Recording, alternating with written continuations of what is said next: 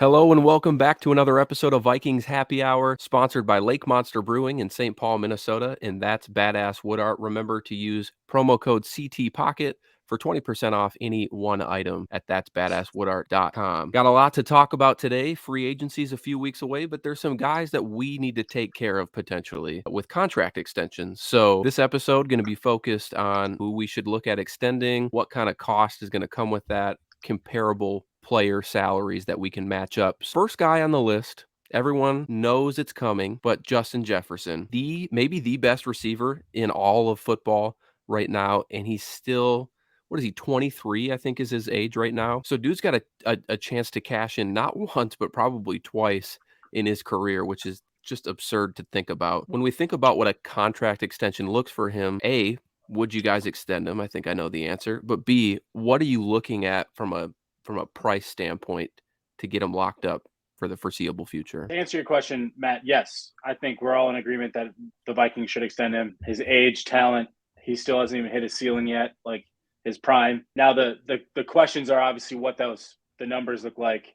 I think to the point, Justin Jefferson's at a point in his career, even after year 3, where he's already talking about and looking ahead of, I want to be the highest paid non-quarterback in the NFL. And it's not just about being the highest paid receiver and just resetting the wide receiver market. It's about resetting the entire non-QB market. And so I think, if I'm Jefferson, I'm looking for that 35. That's the one thing I was trying to look up right now. So Tyreek, I think granted, not wide receiver. No, Ryan, I'm not talking wide receiver. I'm talking like non-quarterback. I still think it's a receiver. I think it's Tyreek or Devontae. Because I think the other big contracts are like Donald. He had a massive one as well, but I think the receivers kind of took over that market last year with Adams and Tyreek getting into that $30 million a year range. So for sure, and I just say that because we're kind of at a point with JJ where like the cap's continuing to go up. We saw it just took another spike, and I would assume it'll keep going up as the years go. And if you're Jefferson in his camp, why wouldn't you be shooting for a 35 type per year type deal? Because it's all about long-term projection, and JJ's extension isn't going to hit until after his fifth-year option, and that fifth-year option. And I know you could play with money with that, but his fifth-year option is like what, 19 million, just under 20 million, I think, something like that. So if you're him, if he's going to do an extension now, it's going to be a short-term. My assumption is it's a short-term extension, if not all, really damn close to being fully guaranteed. I was thinking, this is all my hypotheticals, like 3 years, 100 million fully guaranteed was kind of my assumption. I don't know how that'll play out. Maybe he's looking for even higher. I don't know, but if I'm him, I'm looking for something in that ballpark of like short-term, fully guaranteed, high average value, those types of things. So he's going to take a page out of Kirk's book then, is what you're thinking. Keep dipping back into that market. Oh, for sure. Well, for sure. I agree. If you're a player and you can, and I think short-term deals for a younger guy like JJ makes more sense because then he can go back to the well earlier. And if he can go back at 26, 27 years old, that's, again, to your point, Matt, what you said at the start of the show, why not go get another, maybe at that point that's a long-term contract, but the money in 5 years, 4 or 5 years might be even like, that might be double what it is now. Like, we don't know what the cap's going to look like. I know teams are trying to prepare for that stuff, like hypothetically, but he could be looking at $50 million a year at that number, for all we know, in 4 years, 5 years. So, why not try to leverage what you can now and then continue that process? And JJ seems like the kind of guy that he wants to do best for him, but he might also want to set a precedent for the rest of the league. Like he seems like kind of one of those players that's about everybody getting paid. And so, why not use his leverage while he can? Ryan, you in a similar boat with Miles here on kind of what a JJ extension would look like? No, but not because I don't agree that we should extend him or anything like that. It's nothing like that. It's more or less just Miles is talking at this contract from a JJ perspective, which obviously that's smart, right? But we obviously don't want what Miles is talking about in terms of these short-term extensions and whatnot, because that's basically taking Kirk out of the equation and replacing him with JJ, right? Like in terms of, short-term extensions, limited flexibility with those contracts, right? So, when we're cap strapped, it hurts us in that sense, right? So yes, I want to extend JJ. Yes, I think that if I were JJ, I would take that approach that Miles is talking about. But from a fan perspective and from a team perspective, you're hoping that you can lock JJ up this year for a good 5-year contract, something like 4 or 5-year contract that is record breaking. That's totally fine. We know that that's going to happen. Do it now, because another year from now, it's going to be that much more expensive. Yep. And yeah, set the market at, 33, 34 million a year. But hope that, by the time that contract's up, this, that money is maybe top 10 money. And obviously, you're going to extend it before then, but you need to make sure that you're giving yourself, as a team perspective, again, just looking at it from a team perspective, you want to give yourself that flexibility as much as you possibly can. So I would be hoping for more of a 5-year, 160. I don't know what the numbers end up being there roughly. I think that's roughly 33 a year, 160, 170 million over that time frame. Again, sure. Fully guaranteed. Again, that would be amazing for him, but that's a lot of money to guarantee over a lot of time, right? So you're hoping that you probably, give him a good chunk of that guarantee, but you don't want to make it fully guaranteed. Well, again, from the team perspective. Yeah. So Ryan, I just did the math on. I did a 160 over 5. That's a $32 million average annual. Yes, that sets him over Tyreek Hill, but obviously we need to know what the fully guaranteed number looks like. Right. But if you're him, that 5 years is a long time. Yep. So that's a long time at that number per year. And that guys are coming up that are like Jamar Chase is looking to beat whatever number Justin Jefferson's going after. I'm assuming Chase is going higher, and then other guys stack up after that. If you're JJ, you're trying to set it now, and you're trying to set it as high as possible. Right. And a long-term – so, yeah, I think we're on the right page. Like, yes, in a perfect situation as a fan, I would love Justin Jefferson to sign a long, 5-6 year deal. 10-year deal. Lock him up. That's what Patrick Mahomes did, right? And look at the benefit of providing that team. I mean, it was an unprecedented deal. It was a ton of yearly cash. But 10 years, you can move that money around so many different ways to help the team, and they just won a Super Bowl. His position is obviously different at quarterback than JJ's at wide receiver. But, yes, as a fan, I would love JJ to sign a 5-year, $175 million deal, whatever the numbers ending up being. But give me that, 5 years, a 5-year parameter, 100%. Yeah, 100%. That's what I'm looking forward to. We got a lot more to talk about here in a short amount of time. So let's dive into the other offensive weapon that we have and we traded for this last season, who is also due for a contract extension, and that's TJ Hockenson. So first off, do you want to extend him? Second, what are you looking at for a type of deal there? And Miles, I'll start with you because I think you were looking at what a comparable deal for Hockenson might look like. Yeah. Again, answer your question. Yes, you don't trade a second-round pick and a future fourth to not expect to sign TJ Hockenson to a long-term deal. And he came in and played really well for you those last, 8 or 9 games or whatever it ended up being. So, yes, he's a core foundational piece that you want to build around long-term. 25 years old. I think some of the comps you're probably looking at for a guy like him is the Dallas Goederts, Mark Andrews, David Njoku's, and even George Kittle probably in that range. Like George Kittle's making $15 million per year. That might be a little high, but again, as we talk about with the cap continuing to go up, these numbers are going to go up for these players. And so the Vikings might be in a position where they want to lock in TJ Hockenson to a $15 million per year deal, because over the next 4 or 5 years, that number is going to look pretty reasonable as that market continues to grow. And so I think that's a fair number. I think 5 years, I'm trying to do the math, let's say a 5-year, what's 5 years? 75 million. That'd be about 15 a year. Yeah, that'd be about 15 a year. Five for 70 with, and I think Kittle got 30 million fully guaranteed. I was looking at fully guaranteed. I know total guarantees, there's a difference. Like fully guaranteed is basically what you're due at sign, like what you're guaranteed to get through the length of a contract. Yeah. And then guarantees can obviously escalate based off of performance and all that, whatever those incentives are in most contracts.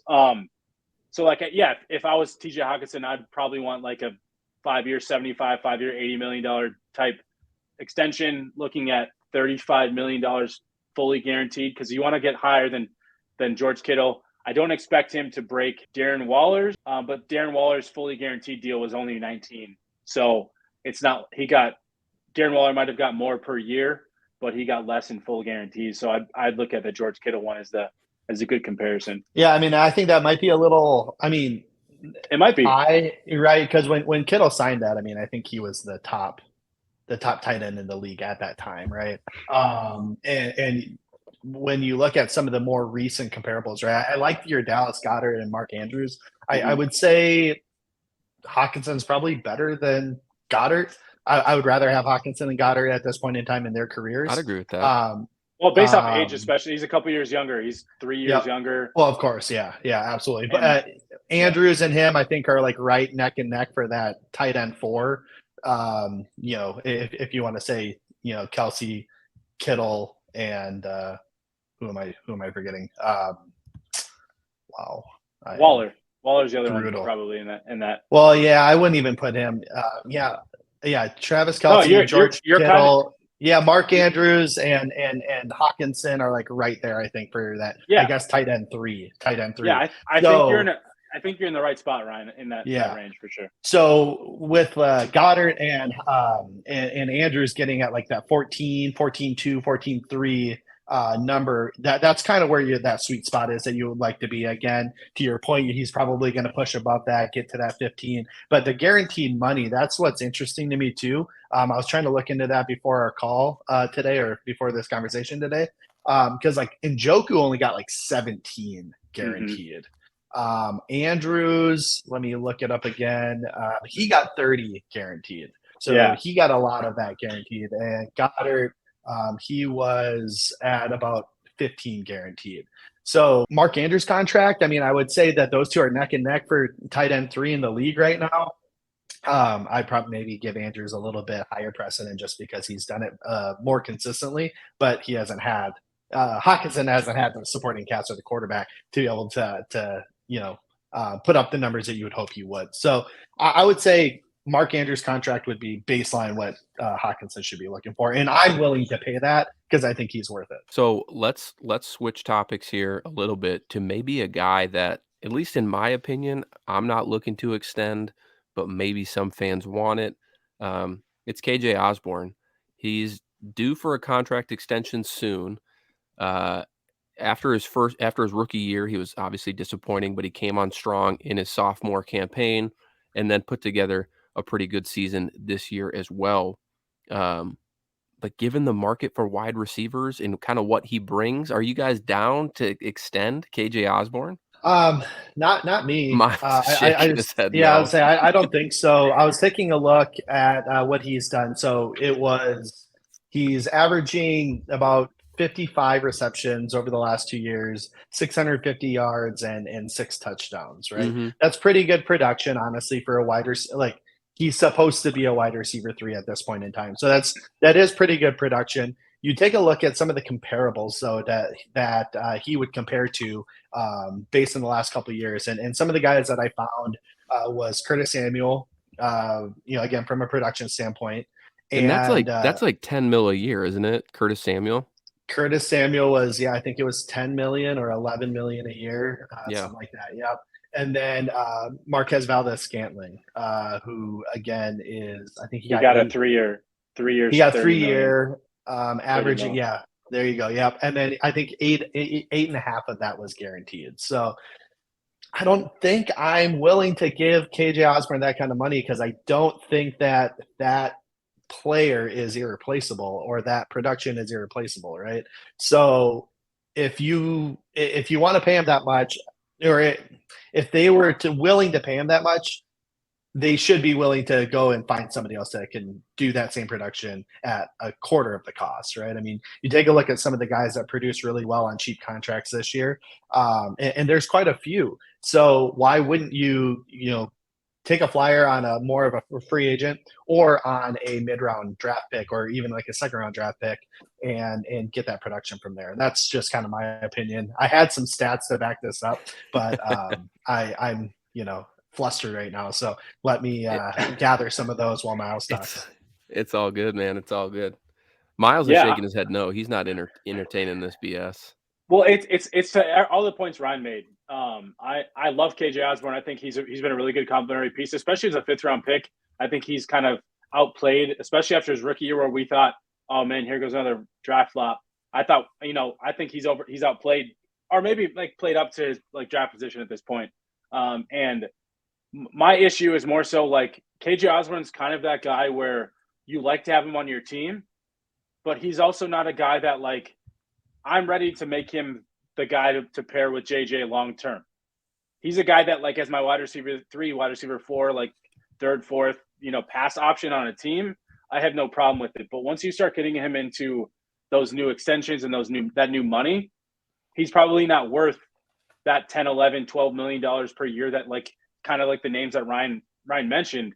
He's probably not worth that because you can replace that production with cheaper guys, right? Whether it's two cheaper guys or like one draft, like higher round draft pick to like replace that production. You can do that year over year. And so, especially in a pass happy league where pass catchers are very much a lot easier to find than they used to be and develop as well. And guys are coming in the league and kind of putting up numbers similar to the KJ Osborne faster than what we've seen too. And so again, if the Vikings were to get him on a cheap $5-6 million deal, sure. Like we talked about this the other day, Matt, like I'd have no problem re-signing a lot of these guys. All about the money, man.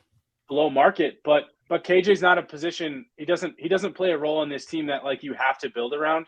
He plays a role on a team that's complementary, that you like to have on a rookie deal. But kind of like other positions, if once that guy's rookie deal is up, you probably want to find somebody else to replace him.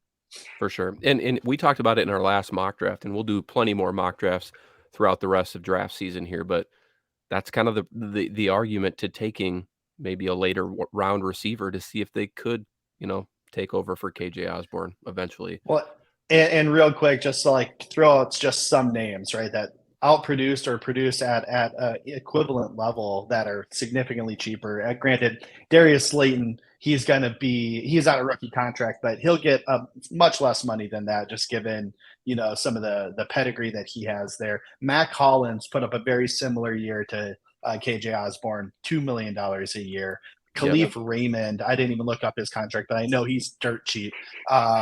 Similar, right? So Richie James, Noah Brown, like you look at some of these names that are making that type of contribution at the cost that they're at, it just doesn't make a lot of sense to me. For sure. There are 2 names left. We're going to leave one of them. We're going to leave Kirk Cousins off this conversation today. We will focus on him. He'll get his own little segment brought to you by Ryan Ortega. And but let's talk about the last guy here that we haven't quite hit on, and that's Ezra Cleveland. Kind of going under the radar given the other names on offense that are due for an extension. But still, drafted in the 2nd round, has been a stable person for us on the offensive line at left guard, and he's due to be extended soon. So what do you guys think about Ezra Cleveland here as we round out this show? I can start with this one, Ryan, and I'll let you get into the numbers a little bit more. I know you did a little bit of a deeper dive there. I kind of similar to KJ Osborne in the sense that, like, if you can get Ezra Cleveland back on a reasonable deal, you should. Like, why not? Interior offensive line's it's a hard position to develop. But those guys also take a little bit longer to develop, especially a guy like Ezra, who came in the league as an offensive tackle, moved to right tackle, and then moved to the left side, back to left side at left guard, and has been there the last 2 years. For me, his play is way too inconsistent to warrant paying him that like $10+ million, kind of like KJ. Like that market is in that like $10+ million per year range, and if I'm paying for that, I want to pay for a little bit more of that stability, or a little bit more of that continuity, and also the play, like consistent play, like game over game and those things. And so I'd have a hard time paying him like that 10, 11, 12, whatever that number ends up looking like. But my also question that I think we might not be considering is does Ezra want to continue to play left guard long term? He came in the league wanting like as a left tackle. I've heard some rumblings, like I think Doogie's even mentioned it as well, that like that guy, he's a tackle. I think he views himself as a tackle, but he's also a team player and a guy that he knows in the league. Like this is the spot that the team views best for him. But that doesn't mean that he might not want to explore an option to playing tackle elsewhere too. And so I don't know that answer, but it's something I just like would think about as like, does he want to play guard for the rest of his career? I don't know. So just something to think about. But to answer your like first question, I'd probably just say no at this point to an extension with him. More so, is it Garrett Bradbury or is it Ezra Cleveland? And who do you like? I think you resign one, but not both of those guys. And then you have Ed Ingram, who you hope can progress after a pretty rocky. Viking fans are going to be triggered hearing you say that because it might spiral this offensive line back into purgatory. Well, it's about how you spend those resources. Like, would I rather have Garrett Bradbury at $6-ish million per year? 6.5, yeah. $6 to $7 million per year, or Ezra Cleveland at 10 plus. I'd rather have Garrett Bradbury at that for sure that $6 to $7 million per year range because I think center's a more important position, but left guard's also a little bit easier to replace. Now, I'm not saying the Vikings haven't been bad at replacing those players, but that I also think the way that they put investment into those resources could be better. They could have a better approach to it as well. Yeah. Ryan, you're looking at the financial aspect of an Ezra Cleveland extension, correct? Trying to, right? So, you take a look at, and I'm trying to like toggle two screens here. So you have his PFF grades, right? And again, PFF isn't the end all be all, but gives you at least a somewhat barometer of like who he's playing equivalent to. Mm-hmm. And some of the guys that are around him are Zach Martin. He graded out higher than Zach Martin this year. And again, this is just overall, not specifically run or pass, right? Kevin Zeitler, Joe Tooney. So those are some names that are kind of bigger names, right? So you look at Joe Tooney, $16 million a year. Zach Martin, I think he's near the top there at like $14 million a year. Zeitler, I think he's at like $8 million, right? But I think that contract's a little old. I could be wrong on that, but he also had a couple down years and he's kind of picked it back up now. Zeitler would probably be the where I would be comfortable with it, at that $8 million a year range. But once we get into some of these other guys like Zach Martin and Tooney, and again, he's playing a roughly equivalent, according to PFF, as those guys. I'm out. Like we don't have the resources to be able to pay a guy like that. Again, we just literally talked about two huge contracts we're looking at, right? JJ and Hockenson. At some point you're going to have Darisaw, right? You already are paying big money to O'Neal. Like at some point, something's got to give, right? So I also look at the PFF grades here and looking at like some of the other equivalents here.